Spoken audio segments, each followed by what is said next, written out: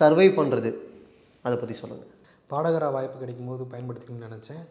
நடிப்பில் வாய்ப்பு கிடைக்கும்போது பயன்படுத்திக்கணும்னு நினச்சேன். ஏன்னா நான் இதெல்லாம் பண்ணாமல் விட்டுருந்தேன்னா எனக்கு இயக்குனராக இருக்க முடியாது.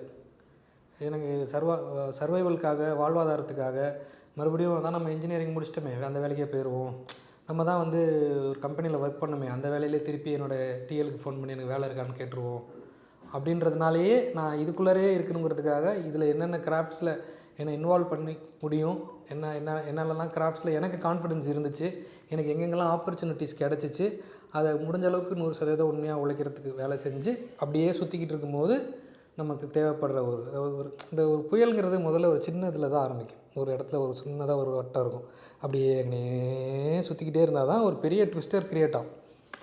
ஸோ நம்ம அங்கனே தான் சுற்றுறோம். அதை விட்டுட்டு நம்ம வெளியில் போயிட்டு வந்தோம்னு வச்சுக்கோங்களேன், அது ப்ரீஸாக ஜன்னல் விட்டு ஜன்னல் போயிடும். Full video only on finally TV.